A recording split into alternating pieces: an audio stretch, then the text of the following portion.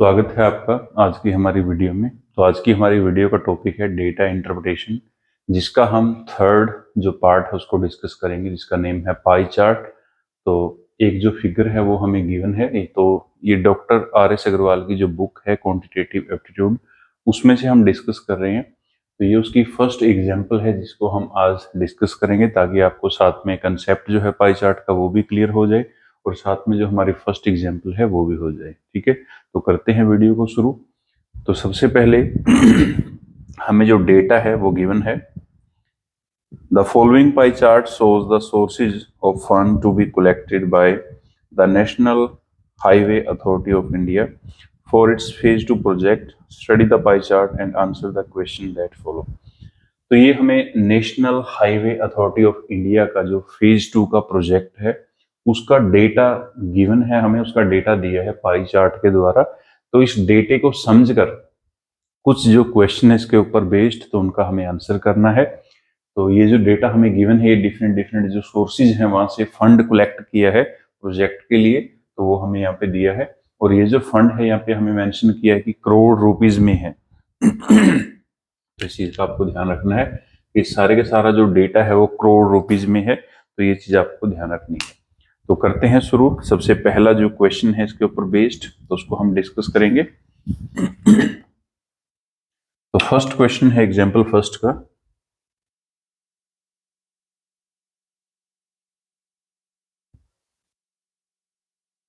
Example first और इसका first part है हमारे पास near about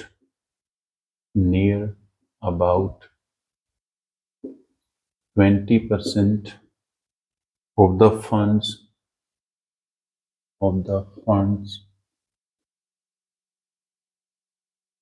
are to be arranged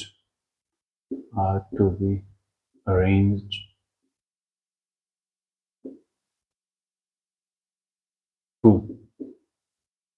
तो इसमें से हमें बताना है कि जो टोटल फंड है हमारे पास, टोटल फंड यहाँ पे दिया है 57,600 करोड़।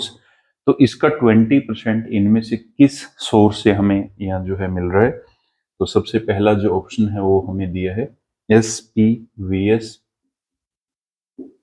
सेकंड जो ऑप्शन है वो हमें दिया है एक्सटर्नल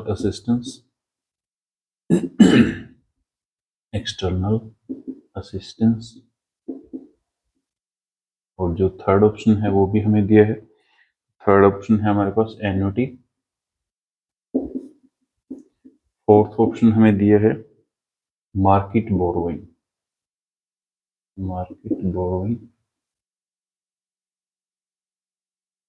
ठीक है, तो ये हमारे पास फर्स्ट क्वेश्चन है इसके ऊपर बेस्ड। तो इसका जो आंसर है वो हमें बताना है क्या आएगा।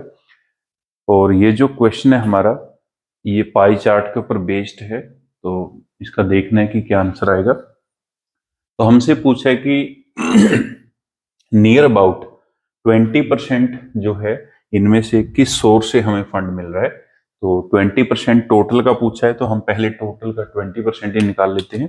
तो टोटल का 20% निकाल लो, 20/100 इंटू टोटल फंड कितना है 57,600।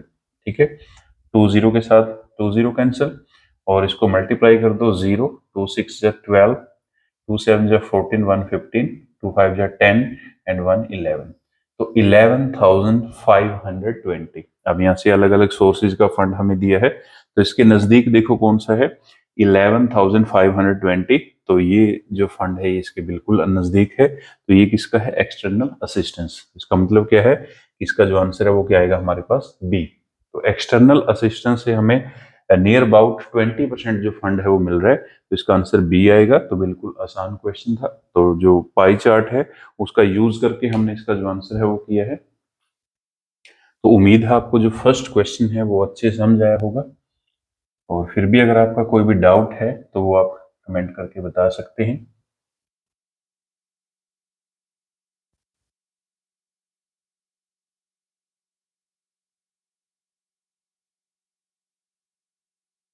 नेक्स्ट हम डिस्कस करेंगे इसका सेकंड क्वेश्चन, जो फर्स्ट एग्जांपल का सेकंड क्वेश्चन है इसी पाई चार्ट के ऊपर बेस्ड। तो ये जो डेटा इंटरप्रिटेशन DI का चैप्टर है।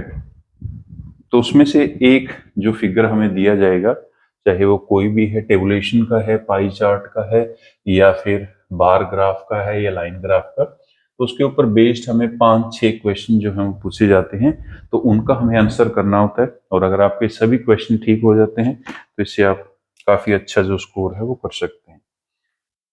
नेक्स्ट सेकंड क्वेश्चन है इसके ऊपर based, the central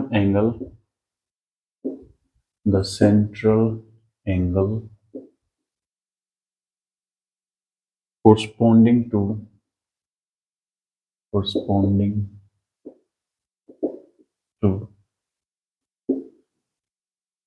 market borrowing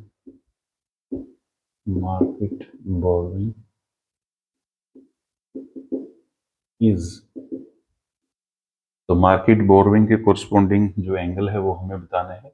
option हमें दिया है 52 डिग्री, बी ऑप्शन है हमारे पास 137.8 डिग्री, सी ऑप्शन हमें दिया है 187.2 डिग्री, और डी ऑप्शन जो है वो हमें बताना है 192.4 डिग्री। तो यहाँ पे हमें जो है बताना है कि इसका जो एंगल है वो क्या होगा। तो सबसे पहले जो सेंट्रल एंगल है वो हम कैसे निकालेंगे, तो सेंट्रल एंगल निकालने के लिए सबसे पहले हमसे पूछा है central angle of market borrowing. तो मार्केट बोरोइंग का जो डेटा है वो हम देखेंगे 29,950, तो उसको लिख लो पहले 29,952 अपॉन टोटल कितना है हमारे पास, टोटल है 57,600, ठीक है। और इसको मल्टीप्लाई कर दो 360 के साथ।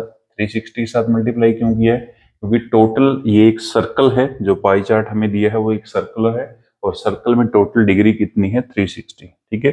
तो अब हम इसको सोल्व करेंगे, और यहाँ पे जो आंसर है वो आपको अप्रोक्सीमेट में निकालना होता है, एग्जैक्ट आंसर जो है वो आपको निकालने की जरूरत नहीं होती है। तो यहाँ पे हम जो हमारा डेटा है उसको ऐसे सेट करेंगे कि हमारा जो आंसर है वो नजदीक आ जाए। तो यहाँ से हम देखेंगे ये है हमारे पास 29,952, तो इसको मैं अप्रोक्सीमेट में 30,000 मान लेता हूँ। तो ये है मेरे पास 30,000, और ये है 57,600, तो 57,600, तो इसको हम जो है 58,000 मान सकते हैं। इसको 58,000 मान लो और इंटू 360 आ जाएगा। पहले 3 जीरो के साथ 3 जीरो कैंसिल हो जाएंगी, उसके बाद फिर हम देखेंगे, तो इसको कटिंग कर लो, 2 से कटिंग करेंगे 15, इसकी 2 से कटिंग करेंगे 29, ठीक है। उसके बाद अब हम इसको मल्टीप्लाई करेंगे, तो 0, 15 6 90, 15 3 45, 45 और 9 54 अपॉन 29, तो कटिंग करके देख लो 29 1 जा 29। उसके बाद नेक्स्ट है हमारे पास 58, तो ये बचा है हमारे पास 50, 29 130 और 20 21 25, उसके बाद फिर 0 लगा लो। तो 29 का जो टेबल है वो रीड करना है, 8 पे देखते हैं 8 पे क्या आएगा। तो 29 8 जा 8 9 जा 72, 8 2 जा 16, 16 और 7 16 और 7 23, तो 253, तो 8 पे आया हमारे पास 232। उसके बाद ऊपर बचा है हमारे पास 18, तो जो 18 है उसको लिख लो और साथ में जो 0 है उसको प्लेस कर दो। अब 29 का टेबल जो है दोबारा से रीड करना है, तो दोबारा से रीड करेंगे। तो 8 पे हमारे पास आया था 232, अब 7 पे ट्राई करेंगे, तो 7 पे देख लो कितना आएगा। 7 9 जा 63, 7 2 जा 14 और 203, तो अप्रोक्सीमेट ये 6 पे जाएगा, तो 6 पे आ जाएगा हमारे पास। उसके बाद फिर पॉइंट लगाएंगे, तो यहाँ से आप जो है क्लियरली देख सकते हो कि 186 पॉइंट समथिंग जो है वो हमारा आंसर आएगा, और 186 पॉइंट समथिंग जो है वो किसके नज़दीक है, वो 187.2 के नज़दीक है।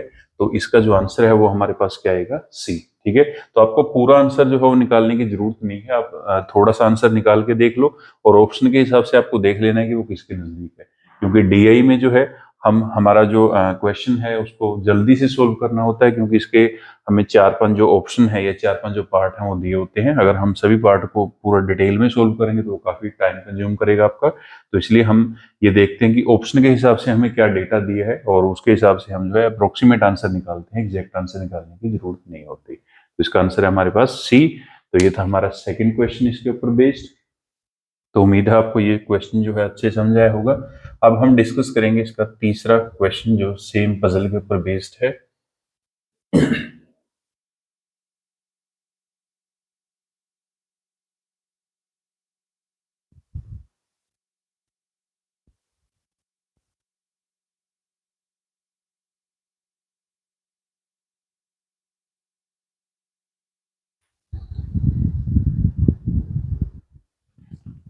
नेक्स्ट है तीसरा इसका क्वेश्चन जो सेम प्रॉब्लम के ऊपर बेस्ड है। The approximate ratio the approximate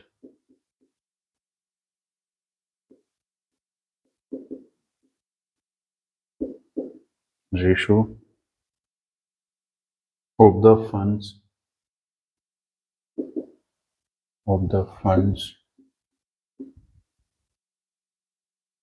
to be arranged through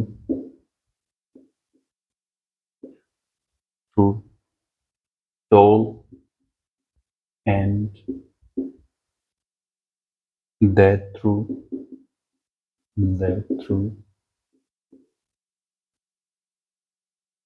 market borrowing is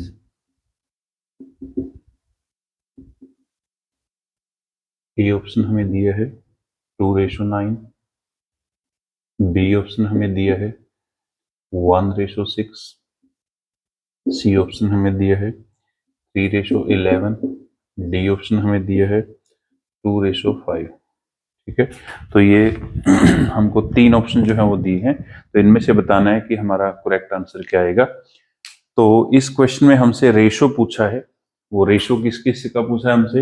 एक तो टोल का और दूसरा बताना है हमें मार्केट बोरोइंग का। और एक चीज का आपको ध्यान रखना है, यहाँ पे आपको अप्रोक्सीमेट में आंसर पूछा है, अप्रोक्सीमेट रेशो पूछा है, एग्जैक्ट नहीं पूछा आपसे। तो इन चीजों का आपको ध्यान रखना है। तो सबसे पहले टोल का अगर हम देखें तो टोल का कितना है 4910, तो उसका लिख लो 4910 रेशो।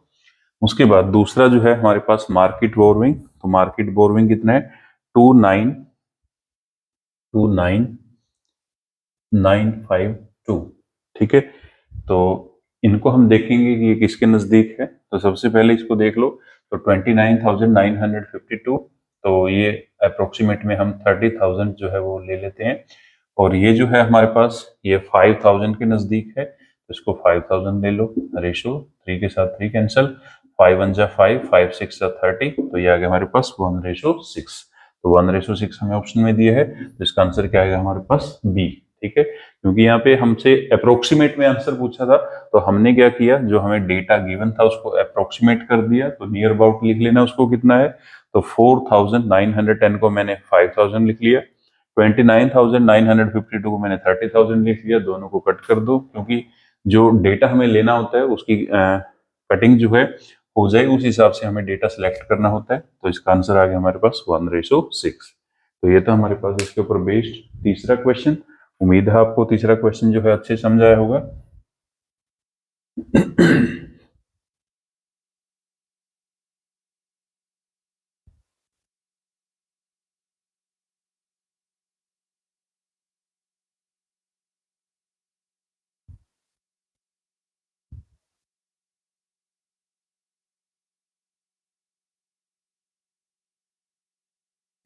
नेक्स्ट हम डिस्कस करेंगे इसके ऊपर बेस्ड हमारा सेकंड लास्ट क्वेश्चन जो है फोर्थ क्वेश्चन। तो फोर्थ क्वेश्चन है इसके ऊपर based, if NHAI, fourth question है, if NHAI could receive a total of a total of rupees 9695 crores as external assistance. By what percent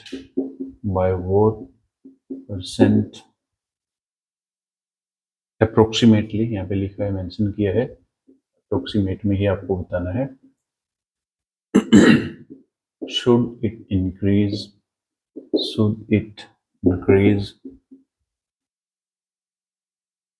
the market borrowing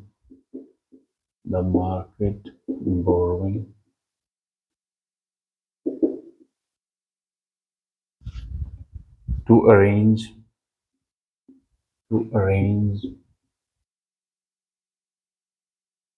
for the shortage of funds। तो A option जो है वो हमें दिया है 4.5%, B option जो है वो हमें दिया है 7.5%, और जो सी ऑप्शन है वो हमें दिया है 6%, डी ऑप्शन जो है वो हमें दिया है 8%। तो चार ऑप्शन जो है वो हमें दिए हैं। तो इसमें आपको ध्यान रखना है इसका जो आंसर है वो क्या आएगा। तो सबसे पहले जो क्वेश्चन है उसको ध्यान से पढ़ो कि क्वेश्चन में हमको क्या दिया है। तो क्वेश्चन है हमारे पास, if NHAI could receive a total of 9695 crore as external assistance. तो एक्सटर्नल असिस्टेंस हमारे पास कितना है, 11,486, बट यहाँ पे बोला है कि उसको हम ये डेटा मानने की बजाय ये मान ले 9695 as external assistance। by what percent approximate should it increase the market borrowing। तो मतलब क्या है कि इसको हमने डिक्रीज कर दिया, तो should it increase the market borrowing to arrange for the market borrowing जो है वो हमें इंक्रीज करना है। तो कितने परसेंट इंक्रीज करें कि दोनों चीज जो है हमारी बैलेंस हो जाए। तो पहले हम इनका दोनों का जो है डिफरेंस देखेंगे यहाँ पे। तो दोनों का जो डिफरेंस है वो देख लो कितना आएगा, 11,486 माइनस, इसमें से माइनस कर दो जो डेटा आपको गिवन है। तो डेटा कितना गिवन है हमारे पास, 9695। तो 6 माइनस 5 1, 8, 18 माइनस 9 9, 3, 13 माइनस 6 7, उसके बाद यहाँ पे आएगा हमारे पास 10 माइनस 9 1। तो 1791 का जो है डिफरेंस है दोनों में। तो इसका जो फंड था हमने इतना जो है डिक्रीज कर दिया। तो यही हमें बताना है कि इसको हम कितने परसेंट इंक्रीज करें कि दोनों जो है बैलेंस रहें। ठीक है, तो अब हम क्या करेंगे, 1791 ये परसेंटेज में देखेंगे, परसेंटेज में अप्रोक्सीमेट कितना है। तो 1791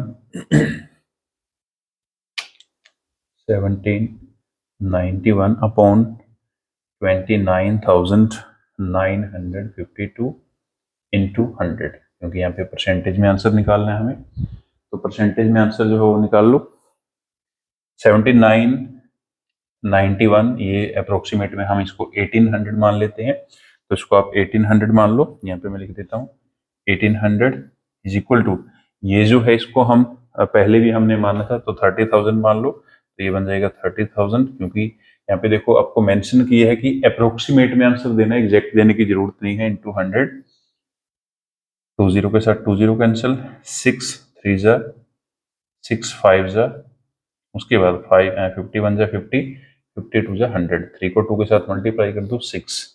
इसका मतलब क्या है कि अप्रोक्सीमेट हमें 6% जो है वो फंड इसका इंक्रीज करना पड़ेगा, क्योंकि इसका जो फंड है वो हमने डिक्रीज कर दिया। तो उसको बैलेंस करने के लिए इसका जो फंड है हमें 6% क्या करना पड़ेगा, इंक्रीज करना पड़ेगा, क्योंकि इसका जो फंड है हमने क्या कर दिया, डिक्रीज कर दिया। ठीक है, तो ये था हमारे पास फोर्थ क्वेश्चन। उम्मीद है आपको जो फोर्थ क्वेश्चन है इसका अच्छे समझ आया होगा। अब हम डिस्कस करेंगे इसका लास्ट क्वेश्चन। तो इसमें जो है एस्टिमेशन बोल लो या अप्रोक्सीमेशन जो है वो आपको यूज करना है, और वो आपको यूज करना आएगा अगर आप बार बार जो है प्रैक्टिस करोगे।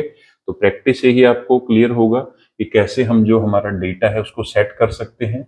ताकि आपकी जो कटिंग वगैरह है वो अच्छे से हो जाए और आपका जो आंसर है वो नजदीक में आ जाए जो भी आपको ऑप्शन दिया है उसके हिसाब से। नेक्स्ट है हमारे पास सेम क्वेश्चन का लास्ट पार्ट, लास्ट क्वेश्चन जो इसके ऊपर बेस्ड है। तो एग्जाम्पल फर्स्ट का 5th क्वेश्चन हम डिस्कस करेंगे। तो 5th क्वेश्चन है इसके ऊपर based.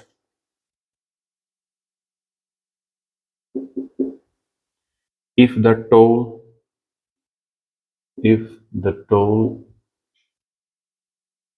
is to be collected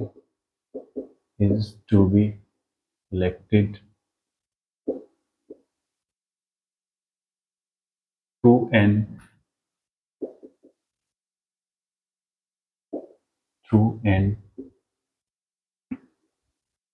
outsourced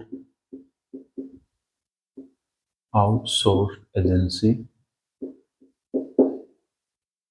by allowing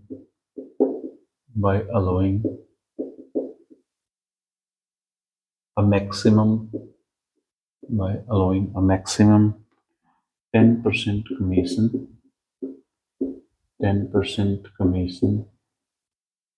how much amount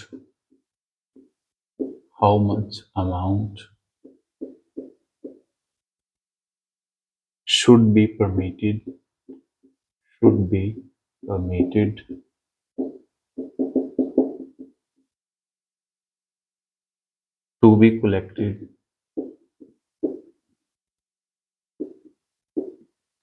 be collected by the outsourced agency so that the project is supported with rupees 4,910 crores।